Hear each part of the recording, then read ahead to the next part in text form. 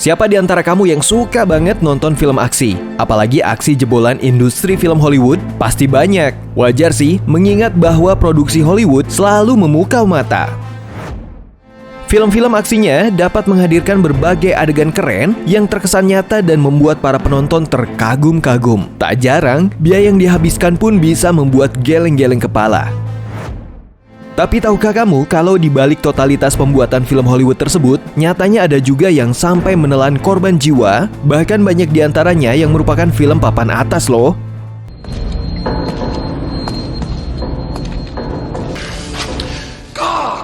Bang! Fuck! I'm dead!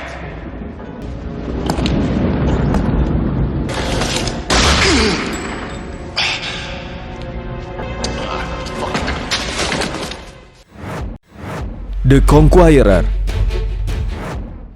Film ini memang telah ditayangkan lebih dari 50 tahun yang lalu, tapi kualitasnya tidak bisa dipandang sebelah mata. Pembuatannya pun melewati proses panjang yang tidak kenal takut.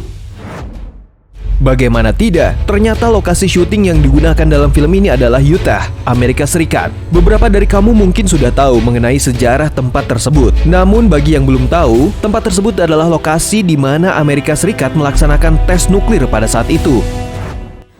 Memang tidak ada masalah selama proses syuting berlangsung. Film tersebut juga tayang dengan lancar sesuai tanggal yang telah ditentukan. Namun, kejadian tidak menyenangkan justru terjadi 2 tahun setelahnya. Ditemukan bahwa sebanyak 91 kru yang terlibat dalam pembuatan film ini menderita kanker. Ditemukan pula 40 orang kru lain yang meninggal. Setelah diselidiki, hal tersebut ternyata disebabkan karena dampak reaksi bahan-bahan nuklir yang masuk ke dalam tubuh para kru selama proses syuting. Duh, serem banget. The Crow. Para penggemar film aksi pasti sudah tidak asing lagi dengan salah satu aktor papan atas paling legendaris, Bruce Lee. Bahkan yang tidak menyukai film aksi juga sepertinya cukup mengenal nama tersebut. Eits, tapi kali ini kita bukan akan membahas mengenai Bruce Lee, melainkan anak pertamanya yang bernama Brandon Lee. Pada tahun 1990-an, mereka berdua terlibat dalam produksi film The Crow yang tayang tahun 1994. Sebagai film aksi, tidak heran jika film ini menggunakan banyak properti berbahaya. Salah satunya adalah pistol. Namun tentu saja demi keamanan bersama, pistol yang digunakan adalah pistol kosong atau setidaknya berisi peluru buatan yang tidak berbahaya. Akan tetapi, ternyata pistol yang digunakan dalam film ini berisikan peluru sungguhan. Brandon Lee yang saat itu masih berusia 28 tahun pun harus beradu akting dengan lawan mainnya dalam adegan tembak-menembak. Naas, ia tertembak di bagian perut sehingga harus langsung dilarikan ke rumah sakit. Setelah melewati koma, Brandon Lee dinyatakan meninggal. Sampai sekarang, kasus tersebut masih menjadi misteri. Tidak ada yang tahu apakah peluru asli tersebut memang tidak sengaja dimasukkan ke dalam pistol atau tidak. Tapi apapun kebenarannya, semoga Brandon Lee sudah tenang di tempatnya sekarang ya. I see you have made your decision. Now let's see you enforce it. Oh, this is already boring the Kill him!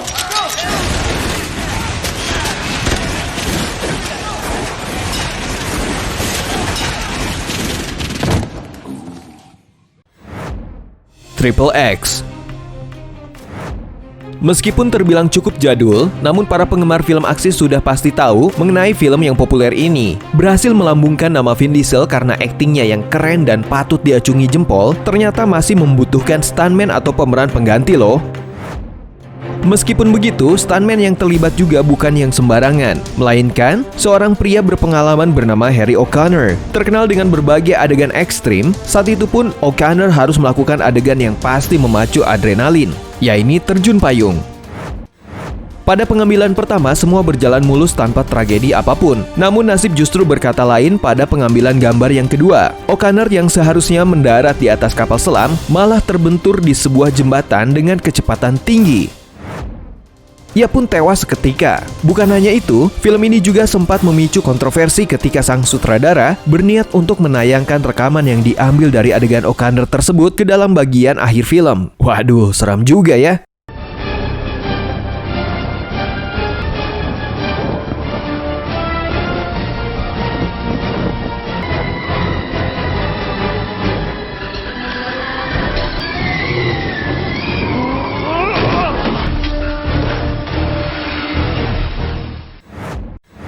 The Dark Knight.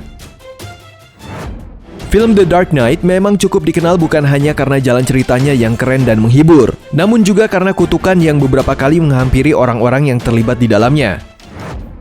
Film yang disutradarai oleh Christopher Nolan ini menghabiskan dana yang sangat fantastis, yaitu mencapai 250 juta dolar Amerika yang setara dengan 2,23 triliun rupiah. Wow, banyak banget kan? Sayangnya, biaya yang fantastis tersebut tidak serta-merta menjamin keamanan selama proses syuting. Terbukti atas terjadinya sebuah tragedi mengenaskan yang menimpa salah satu kru film The Dark Knight, yaitu Wycliffe. Saat itu Wycliffe bertugas sebagai kameramen yang harus mengambil gambar untuk adegan berbahaya yang melibatkan mobil. Akan tetapi mobil yang ditumpangi Wycliffe justru tergelincir sejauh 90 derajat dan berakhir dengan menabrak pohon. Wycliffe pun tewas di tempat tanpa sempat dibawa ke rumah sakit untuk mendapatkan perawatan. Ya ampun, semoga saja kutukan itu tidak benar-benar ada ya.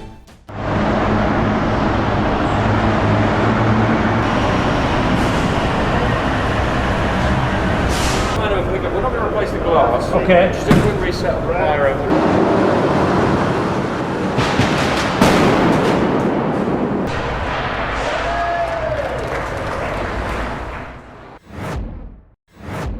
The Expendables 2 2012. Kali ini kita akan membahas film yang sudah tidak terlalu jadul. Meskipun begitu, film The Expendables adalah sebuah film yang terkenal dengan adegan aksinya yang nyata dan dramatis karena minim efek CGI. Saking terkenalnya, film ini bahkan dijadikan sebuah trilogi dengan beberapa season. Nah, kecelakaan yang dimaksud terjadi pada saat pembuatan film season kedua. Proses syutingnya yang berlangsung di Bulgaria ini memang dipenuhi dengan berbagai adegan ekstrim sehingga tidak jarang jika melibatkan banyak stuntman. Meskipun para aktornya sendiri memang banyak yang menguasai bela diri. Sayangnya, tidak semua adegan tersebut berakhir dengan aman. Dikabarkan bahwa terdapat 2 orang stuntman yang mengalami kecelakaan selama proses syuting, tepatnya saat pengambilan adegan ledakan sebuah perahu karet di Ognjanov. Satu stuntman dikabarkan terluka parah, sedangkan satu stuntman lainnya tewas seketika. Sang sutradara menyatakan bahwa ia sangat menyesali tragedi ini dan turut berduka cita yang sebesar-besarnya. Jadi jangan heran kalau kamu menonton film The Expendables 3 yang telah melibatkan banyak efek CGI. Ya, tapi itu justru lebih baik jika dibandingkan harus meregang nyawa lagi kan? Wake up Santa. On it.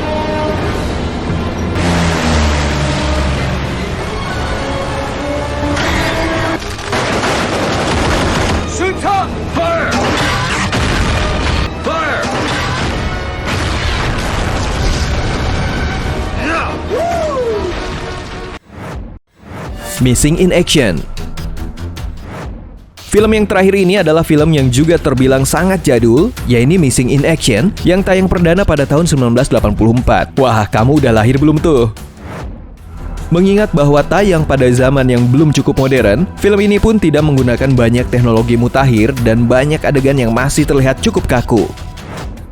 Kru yang terlibat pun sangat banyak dan mereka harus bekerja ekstra demi menghadirkan film yang layak ditonton orang banyak. Keseluruhan adegannya pun banyak yang dilakukan secara langsung tanpa efek CGI.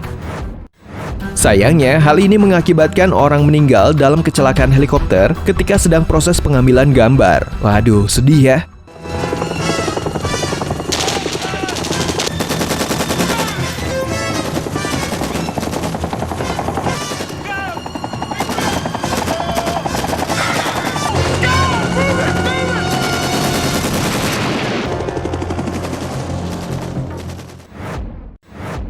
Nah, jadi kamu udah nonton film yang mana nih? Apakah sebelumnya kamu tahu tentang tragedi-tragedi tersebut? By the way, terima kasih sudah menonton video ini dan sampai jumpa lagi.